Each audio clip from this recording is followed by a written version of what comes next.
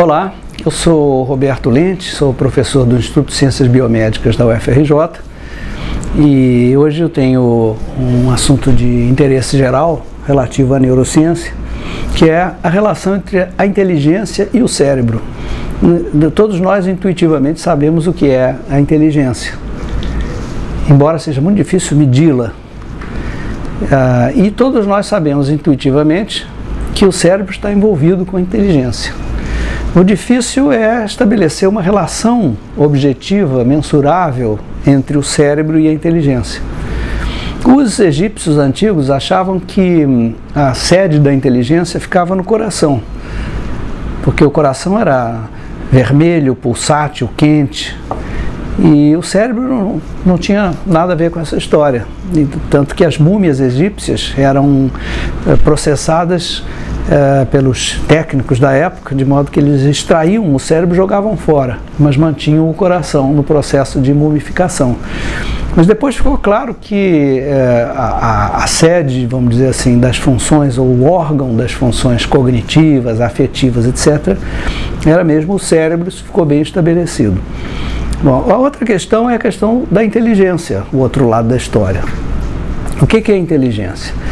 Então, existem atualmente tendências que são predominantes, que consideram que a inteligência é múltipla, quer dizer, existem muitas inteligências. A inteligência de um artista, a inteligência de um atleta, a inteligência de um escritor, a inteligência de um político, a inteligência de um professor. Existem várias formas de inteligência. Como é que a gente poderia medir a inteligência? Então, uma proposição que surgiu há mais ou menos 100 anos, quase 100 anos atrás, foi a do QI, que todo mundo já ouviu falar. Quociente de inteligência, QI. O que é o QI? O QI é um índice que mede vários aspectos da inteligência, o que se chama de inteligência global. É claro que a medida do QI está sujeita a influências do ambiente, da cultura, da escola, do idioma. Então isso torna muito difícil comparar populações humanas quanto ao seu QI, porque os testes vão privilegiar uma população em detrimento de outra, porque vão falar de conceitos que uma população domina e a outra não. Isso não quer dizer que ela seja menos inteligente que a primeira. Mas se você ficar dentro de uma mesma população, você pode comparar indivíduos diferentes que são sujeitos à mesma influência social quanto ao QI. Então, um grupo de pesquisadores americanos, liderados por um famoso neuroradiologista chamado Arthur Toga, ele fez um experimento em que ele levantou os QIs de uma série de pessoas da mesma cultura, americanos, com a mesma escolaridade, etc., e pegou essas pessoas e colocou na máquina de ressonância magnética e mediu uma série de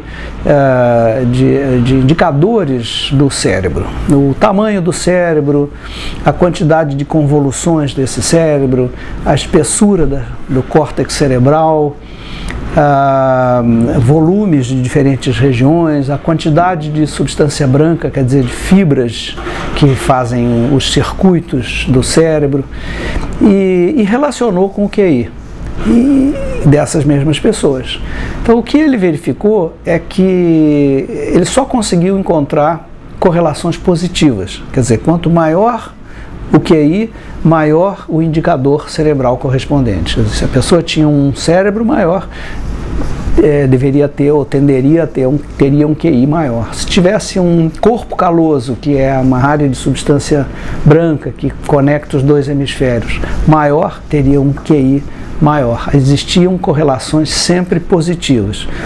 Bom, essa é uma indicação interessante do papel do cérebro, uma sugestão do papel do cérebro na determinação da inteligência, mas não exclui a possibilidade de que seja uma correlação de duas grandezas que na verdade não são uma causa da outra. Para vocês entenderem como é difícil essa coisa da correlação estatística, existe na cidade do Rio, na cidade de São Paulo, existiu nas últimas décadas um aumento da criminalidade e existiu também um aumento da poluição. Então, estatisticamente, se você correlacionar a poluição com a criminalidade, são duas grandezas positivamente correlacionadas. Mas dificilmente a gente pode dizer que a poluição é a causa da criminalidade. Então, da mesma forma, esse tipo de pesquisa ele é sugestivo de que o cérebro participa da inteligência e que quanto maior o cérebro, maior a inteligência da pessoa, mas a gente não pode garantir que essas duas grandezas tenham uma relação de causa e efeito.